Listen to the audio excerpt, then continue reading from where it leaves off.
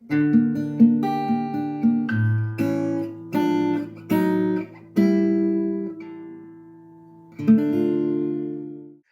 dia, boa tarde, boa noite, queridos telespectadores. Aqui quem vos fala é o Guilherme Góes. Eu me chamo Gabriel. Nós somos os membros fundadores do Grupo Reintegrados, grupo de estudos dedicado à disseminação da cultura e do conhecimento. Bem, pessoal, nós hoje iremos falar sobre um tema que está bastante em alta nos últimos tempos, né, principalmente com vários debates que estão acontecendo com relação à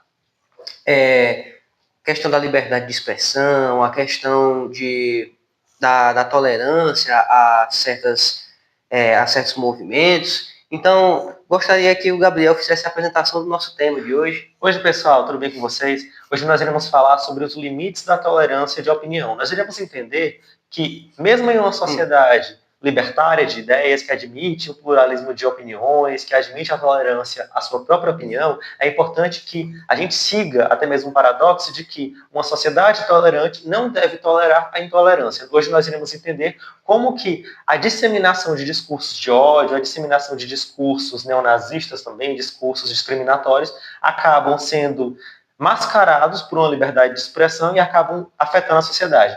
Guilherme, eu gostaria de entender, do seu ponto de vista, o que é que você acha a respeito disso. Por que você acha que, muitas vezes, esses discursos de ódio, esses discursos mascarados na liberdade de expressão, eles conseguem sorrateiramente se difundir entre a sociedade? Você acha que é porque não tem alguma entidade que vai reger essa situação, que vai exercer uma vigilância sobre o discurso de ódio, ou então você acha que não deve ter ninguém vigiando e simplesmente a sociedade deve reger essa situação? Olha, a maioria dos temas que a gente debate aqui sempre são temas que é muito fácil da pessoa acabar se posicionando, né, tomando um aspecto A ou B. Só que muitas vezes, e é uma coisa que a gente tem que prestar atenção, é que nós devemos raciocinar a respeito de qualquer discussão que está em voga, sempre tentando pensar na coisa ao nível do detalhe, a como é que isso funcionaria em vários casos, em casos diferentes e em situações diferentes, que as situações humanas sempre são muito diversificadas. E o que a gente sempre acaba descobrindo é que, na maioria das vezes, nós não temos capacidade suficiente para conseguir elaborar uma espécie de um projeto que seria uma solução viável para determinados problemas. A gente conseguiria, talvez, conseguir traçar um norte para resolver uma ou outra situação específica. Bem, e quando a gente fala disso, eu me lembro de um filme, que é um filme, eu não me lembro de quando que esse filme saiu, ele não é um filme mais tão recente, mas também não é tão antigo. O nome do filme é... Oh, meu Deus, agora eu me esqueci o nome do filme. O nome do filme é A História Verdadeira. Em que há um criminoso que está tentando descobrir uma forma boa de contar a história. Já é um criminoso detido e ele está tentando descobrir uma forma boa de contar a história do seu crime. Ele não tá se importando com a verdade dos fatos e ele sequer tá se importando com quais serão as consequências para ele mesmo. Se ele vai ser, se ele será condenado a, no caso lá no filme seria a pena capital, ou se ele seria, se a pena dele seria minimizada, ou se ele seria liberto por algum motivo. Ele só está se importando em contar a história dele da melhor forma possível. Uhum. E aí a gente pensa, o filme nos leva a questionar isso. Cara, dentro do tribunal, há um espaço para que um criminoso conte a sua história, para que ele conte a sua versão da história. Mas será que, por exemplo, seria correto que um psicopata, uma pessoa que cometeu crimes hediondos, ele tenha ele possa se disponibilizar de qualquer tipo de espaço para contar a sua história, para contar a sua versão daquilo que aconteceu? Será que, por exemplo, a situação do tribunal em si, que já é um local que já é feito para aquilo, já não é suficiente, já não é algo que basta, dependendo da situação, né, lógico. Então, assim, quando a gente fala a respeito de liberdade de expressão, cara, todas as pessoas, elas têm direito, inclusive as pessoas, elas têm direito de estar erradas. Eu acredito que as pessoas, todo mundo já cometeu algum erro na sua vida. Só que as consequências elas vêm, e aí é uma coisa que às vezes é complicado, porque quando a consequência vem, a gente pode entender isso como uma espécie de um limite ao nosso direito, ou a gente pode entender isso realmente simplesmente como uma consequência de você exercer o seu direito. Isso é uma coisa, cara, que eu sempre me perguntei isso desde quando eu era bem criança, sabe? O nosso país acabou passando por um processo relativamente recente de uma politização muito grande. Eu acredito, obviamente, que tem sido uma politização de uma forma meio estúpida que aconteceu no nosso país, mas ela aconteceu. E eu me lembro que, quando eu era criança, quando estava a febre de política aqui no Brasil, todo mundo estava se tornando um mini especialista em política do dia. Eu me lembro que essas questões elas vinham em voga, e aí eu pensava, cara, tá certo a gente defender que as pessoas elas tenham o seu direito de se expressar e tal. Isso é uma coisa excelente. A gente está aqui exercendo o nosso direito, eu e o Gabriel, de estar nos expressando dentro das mídias digitais. Só que se por acaso a pessoa falar alguma coisa, sei lá, a pessoa usa que tem o crime de injúria, né, Gabriel? Sim, sim. Esqueci Difamação, de crimes contra a difamação. honra. Se a pessoa ela difama outra pessoa, ela está exercendo a sua liberdade de expressão.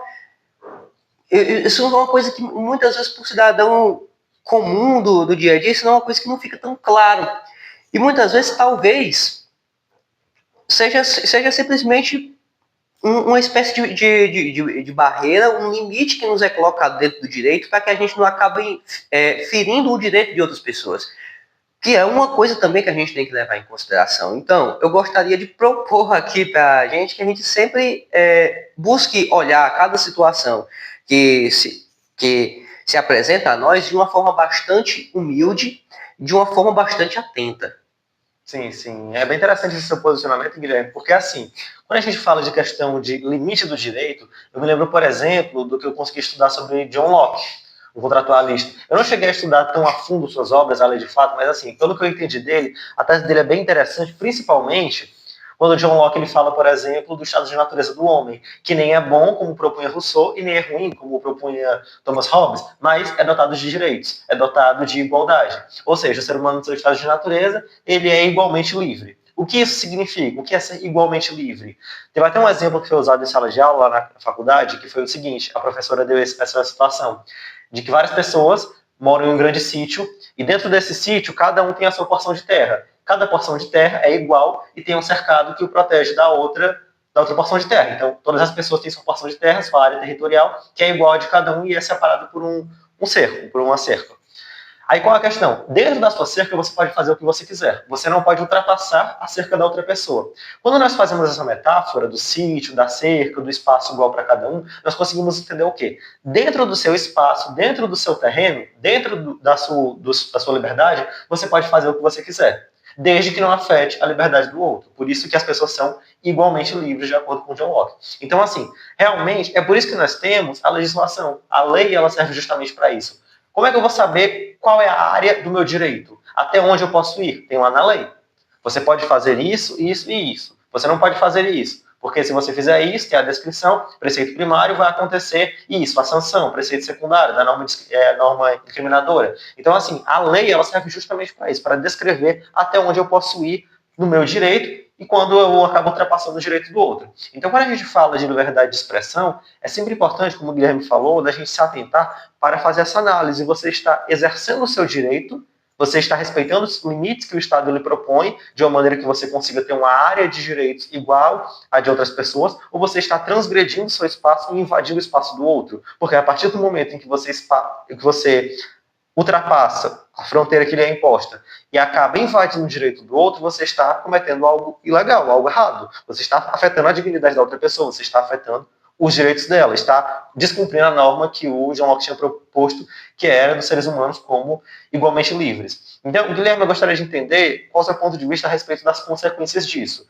Digamos que eu extrapolo os meus direitos, eu acabo falando que eu não devia, eu acabo agredindo verbalmente outra pessoa e acabo mascarando essa minha atitude, essa minha conduta com a ideia de liberdade de expressão. Só que, na verdade, eu estou extrapolando o meu livre-arbítrio, estou acabando afetando o direito da outra pessoa. Eu gostaria de entender, do seu ponto de vista, o que você acha a respeito dos impactos disso? O que isso causa no plano real?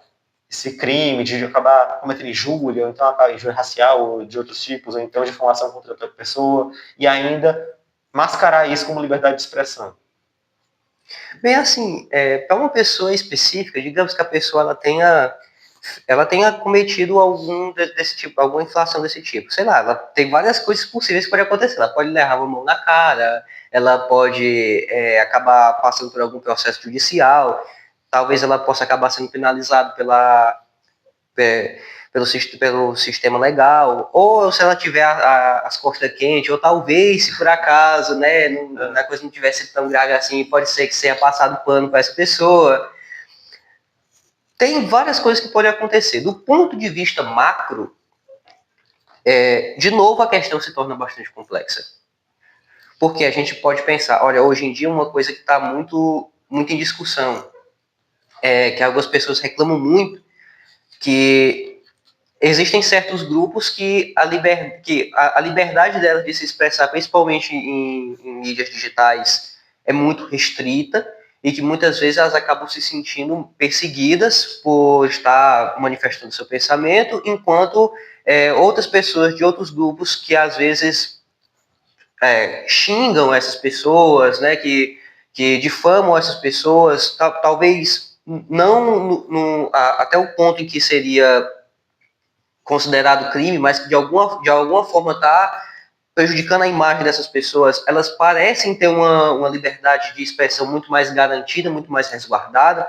Isso é uma coisa, cara, que se torna muito... Se a gente pensa, por exemplo, que houveram certos regimes totalitários no passado, regimes que causaram guerras, e que hoje em dia você utilizar um símbolo de um regime como esse, ou então fazer alguma apologia, pode ser considerado crime, mas teve outros regimes que também foram tão ou mais danosos do que este em específico, mas que não, se você usar um símbolo ou se você se manifestar a favor dele, não é considerado crime. Isso é uma coisa que aqui no Brasil existe.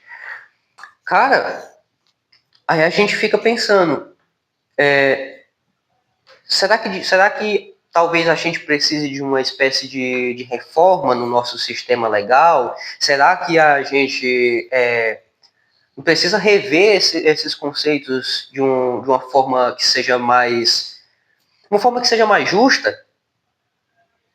Isso é uma coisa que realmente, porque eu acredito que seria até muito fácil de eu ou o Gabriel a gente vir aqui e simplesmente lançar um posicionamento determinado a respeito disso, cara, mas essa questão é uma questão que tem muitos, muitos, muitos meandros. Tipo assim, eu acredito que realmente isso é uma coisa que deve ser discutido com calma, a gente deve analisar essa questão com humildade de saber que nós não somos a personificação do bem, a personificação, né, da justiça, ninguém aqui é a reencarnação de Jesus. É verdade. E também de que a gente está diante de uma situação que é muito maior do que o teu próprio CPF, cara. Uhum. Então, é isso. Realmente. Quando a gente fala de questão de justiça e do direito que cada pessoa tem, até onde vai o seu direito, é muito complicado, porque o Guilherme, quando ele fala dessa questão de reforma, é muito difícil você imaginar quem vai delegar direitos. Quem é que tem essa capacidade, que tem esse poder de chegar em um plenário, de chegar em uma Câmara e falar, olha, a gente está decretado, o seu direito é isso, você não pode fazer isso, você pode fazer aquilo. Quem é que pode fazer isso? É uma única pessoa? Não, porque seria abuso de autoridade. É um grupo de pessoas? Se sim, quem iria lhes dar esse poder? Então, realmente é uma questão muito complicada de a gente analisar, e é importante, inclusive eu faço uma observação aqui, eu faço uma alusão à teoria do Platão, quando ele fala do rei filósofo, que diz que os representantes políticos eles devem ser pessoas capacitadas intelectualmente, não devem simplesmente ser eleitas via democrática. Então, eu gostaria só de fazer esse apelo mais político, dizer que se são os políticos, nossos representantes, que eles elegem os nossos direitos, eles se reúnem quando tem uma nova Constituição, o poder constituinte originário inicia uma nova Constituição, acaba parindo aquela Constituição, inclusive dizem que o poder constituinte, que gera a Constituição, é uma mãe que morre de parto, porque depois que se é feita a Assembleia Nacional Constituinte, ela cria a Constituição, pare a Constituição e depois morre. É, dissolvido, realmente. Exatamente, morre de parto, tem esse ditado. Mas enfim, se são esses nossos representantes do povo que criam a Constituição e elegem, delegam direitos, então nós temos que saber exatamente quem vai estar nos representando. Você não pode escolher qualquer pessoa porque prometeu isso ou aquilo, que prometeu picanha, por exemplo. Então, nós estamos com o martelo do cancelamento, então realmente passa o batido. Mas assim, preste atenção em relação a isso. Tenha um senso crítico para entender que os seus direitos estão na mão de outras pessoas que acabam delegando novos direitos, acabam cerceando. Então é interessante a gente fazer essa análise, essa reflexão de quem nós estamos colocando no poder e dando a capacidade de modificar nossos direitos. Tem mais alguma coisa a declarar, Guilherme? Ah, sim, eu tenho uma solução para propor. E a proposta não é uma solução, talvez seja uma solução tão popular, porque normalmente, e hoje em dia as pessoas estão ficando muito ansiosas, não é? As pessoas estão ficando cada vez mais ansiosas, então essa solução é um negócio que não funcionaria a curto prazo. E eu acredito realmente que aquilo que vem fácil, vai fácil. A gente não pode tentar fazer as coisas com atalhos.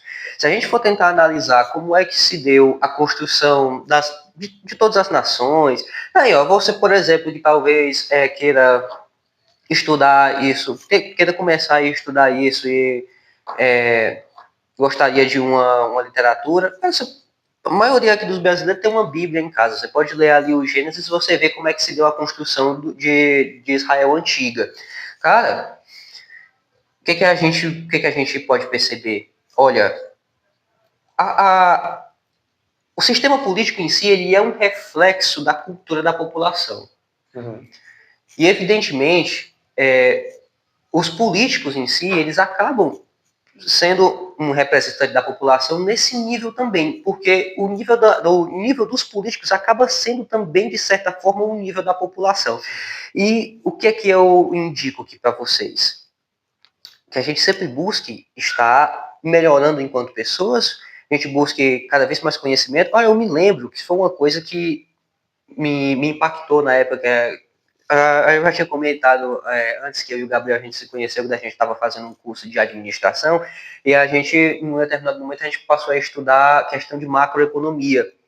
E aí eu comecei a pensar assim, cara, conhecimento de macroeconomia é um negócio que é muito importante para a gente entender como é que funciona o sistema financeiro do país inteiro. Às vezes a pessoa ela acaba tomando um posicionamento político que não é um posicionamento político que vai favorecer ela ou que vai favorecer a população, porque ela não tem conhecimento básico de macroeconomia. Então, cara, se a população em geral tivesse um conhecimento mais amplo a respeito deste tema em específico, muito provavelmente a gente teria um sistema político em geral que funcionasse muito melhor. Isso é uma coisa que eu já havia pensado desde aquela época, cara. Então, assim, cara, busca a sua formação e aqui nós estamos aqui para te ajudar a fazer isso. Nós aqui do Reintegrados, a gente está disseminando cultura e conhecimento justamente para ajudar a todos vocês aqui que estamos assistindo a buscar a sua formação intelectual. Exatamente. Alimente seu cérebro, não seja massa de manobra. Pessoal, esse foi o nosso debate, eu espero que vocês tenham gostado. Se você gostou, não esqueça de curtir, de se inscrever, ativar o sininho das notificações para as próximas gravações. Se você tem alguma sugestão ou crítica construtiva, pode deixar aí nos comentários. Tchau, tchau, pessoal. Agradeço a sua atenção. Até a próxima, tchau.